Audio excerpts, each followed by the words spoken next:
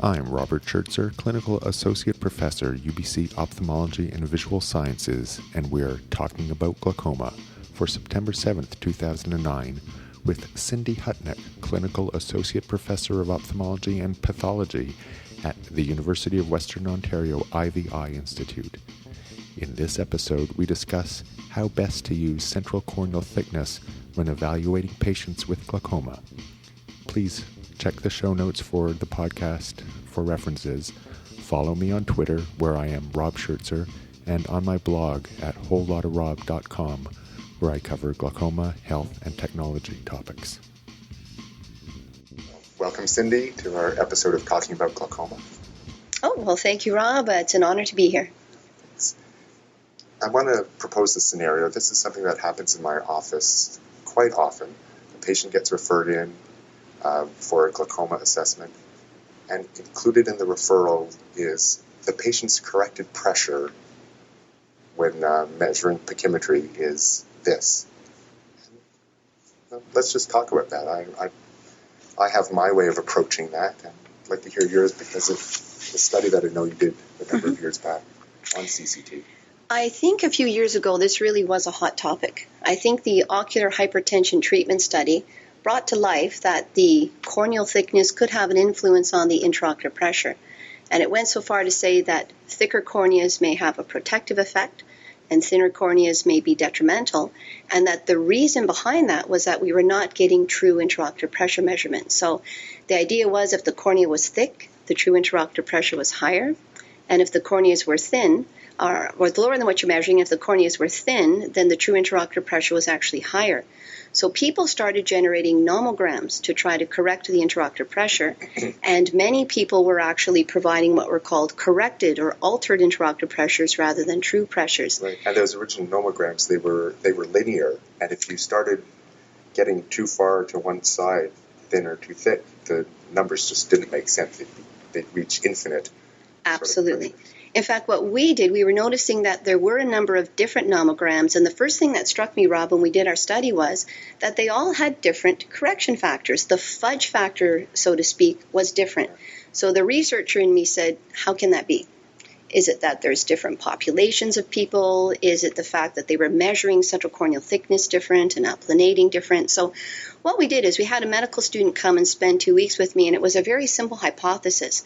If you use the most common nomogram, in fact, the nomogram that has actually been built into some machines that you can purchase to do this for you, the assumption was that if the cornea got thin enough, the intraocular pressure should fall to zero. And we know through our LASIK buddies and colleagues that intraocular pressure never falls to zero no matter how thin the cornea gets. There's always some intraocular pressure. So our simple hypothesis was that the nomogram should not be linear, but should be nonlinear. There was a nonlinear association between intraocular pressure and central corneal thickness. So what we did is we just took a subset of my patients. We measured their intraocular pressures by applanation. We measured their intraocular pressures by tonal pen, because even at the time in the refractive world, people were suggesting that the tonal pen was actually more accurate than Goldmann applanation tonometry because it was less dependent upon central corneal thickness. And basically what we found was that a nonlinear relationship could be obtained. And sure enough, at thicker corneas and medium corneas, the correlation between the older linear nomograms and our nomogram was very similar, very concurrent. But at thinner corneas, what we found was that the pressure we're measuring by applanation probably is very close to what the true intraocular pressure is. So meaning that when you're measuring a pressure of 14 in an eye that has a thin cornea, the true intraocular pressure was probably very close to 14. It wasn't that it was really 25 and that you were mismeasuring it. So that led us to believe that there's something about a thin corneal scleral coat, independent of the fudge factor, that was putting these patients at risk for glaucoma. Right. So now when it comes to correcting the pressure, do you use your nomogram, or do you look at other things aside from just the pressure? Excellent question. That CCT? Excellent question. I think what we came to terms was the nomogram basically showed us that probably the true relationship between Goldmann applanation tonometry, corneal thickness, and the true intraocular pressure will never be known. I think it's actually very complicated, and there's no current device that will allow you to know accurately what you're doing. So what we decided was to separate the two as independent risk factors. So when I'm asking for referrals from general ophthalmologists and optometrists, I'm actually asking them for Goldmann applanation, tonometric intraocular pressures, period. Right. And then I'm also asking or doing myself pachymetry, period. Right. And so you don't get the referrals that just say the corrected value, because I'm getting some where it's just the corrected value and I don't know what the Goldmann applanation reading was. And I think that's actually dangerous, because when we're trying to manage these patients, we don't really know what the untreated intraocular pressure is. And I think the danger there is where you're not really getting a good assessment of the patient. In my feeling is you're actually putting the patient at risk by trying to correct something when you don't really know what to correct it by. So I view certainly central corneal thickness as a risk factor, independent of what the intraocular pressure is. And Rob, our nomogram shows us there probably is some relationship. There's no question. There probably is some relationship, so that the true pressure inside of an eye with a thick cornea probably is lower. But I ask, and I also in my own mind separate the two, because I don't think you really can know what you're dealing with when you try to correct the pressures. Right. So the basic take-home message with that is, if the patient's cornea is thin, there's something else with their eye that makes them more susceptible to glaucoma damage. It's not purely a correction factor for the pressure. Exactly. And, that's very intriguing, because you can come up with all different scenarios of what's going on with compliance of the lamina cribrosa. So, again, the researchy part of it itself is very intriguing, but I think the clinical part is also very important, because, as I say, there are some commercial instruments now that actually generate corrected intraocular pressures.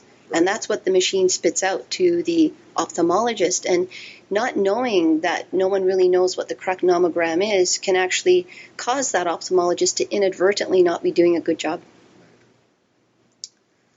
Related then to central corneal thickness, have you had any experience with the Pascal type of tonometer, and how that would be in terms of measuring pressure independent of corneal thickness? Well, I was going to answer my question with the question, have you? But yes, being at a research academic center, we did have the Pascal on trial for a while. And have you had experience with Pascal? I have it in a box, and I haven't been able to find the right bolts to mount it. I bought it last year after attending a conference, and some people really felt that is the true pressure.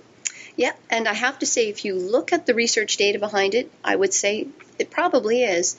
But I think in a busy practice, it's, again, very difficult to do. The way I see it is when we trialed it for a while, it was more of a research instrument, just because of it's a more tedious thing to do. Goldmann applanation tonometry, if you get good at it, takes a couple seconds. Exactly. This is more labor intensive, but one would argue if it's worth it if you're doing a better job. But certainly the research behind it has support, and that's what probably drew you to buy it, right, that you're probably at least a little bit closer to what's really going on in there. But there's no question it's a little bit more technically challenging for both you and the patient, which I'm not sure many ophthalmologists would want to embark upon that. So my current use of central corneal thickness is, if the patient's cornea is thin, then I just think of them as being at higher risk of progression. Whereas if it's thick, they're at less of a risk of progression. But I don't actually do a numerical correction.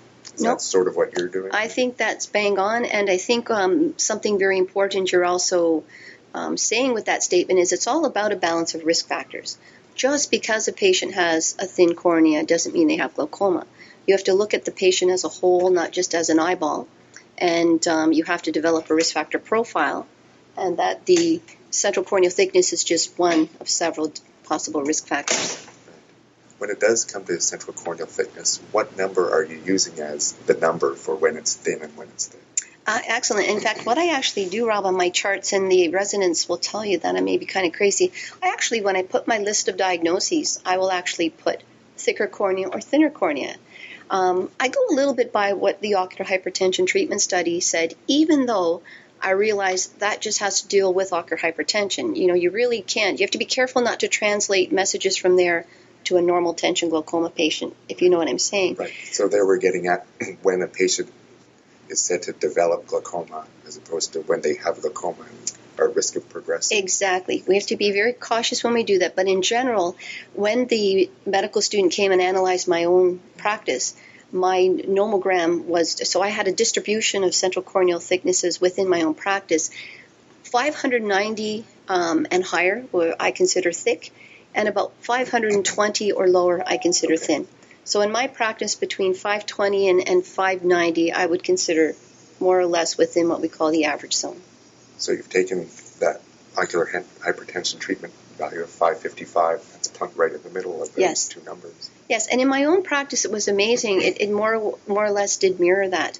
And that's something interesting doctors out there can do. I know Section 5 of our Royal College, these are kind of like practice audits credits you can get. And this was a really simple study we did. We basically had we took just a bunch of patients. Doesn't matter. You can even do this with 20 patients in your own practice. Look at their central corneal thickness, and you can almost within your own practice get an idea of how many of your patients are on the thin side and thick side. And it was really quite reassuring to generate my own bell curve to see how my patients coincided with other Caucasian. London, Ontario is mainly Caucasian patients, and as you know, being out in Vancouver, you probably get a distribution of different races, and the central corneal thickness can be dependent upon the ethnic background as well. So it was a neat little thing, and if you do it in your own practice, you can get Section 5 credits for it. That's great, because that's worth 2 credits for every hour. Absolutely. Well, it's been lovely chatting with you. It's always nice talking with you, and thanks for being here today. Well, thank you, Rob. You have a future career as a television talk show host. That's our show for today. Be sure to subscribe to this series so that you will receive each episode as I produce them.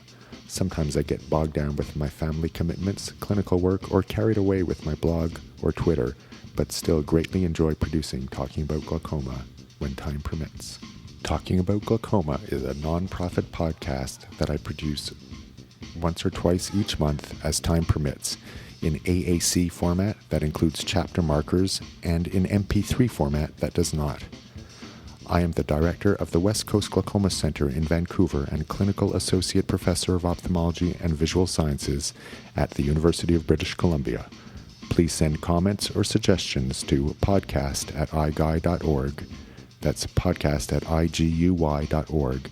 And follow me on Twitter, where I am Rob Schertzer. Also, check out my work website at westcoastglaucoma.com and my glaucoma health and technology blog at wholelotofrob.com.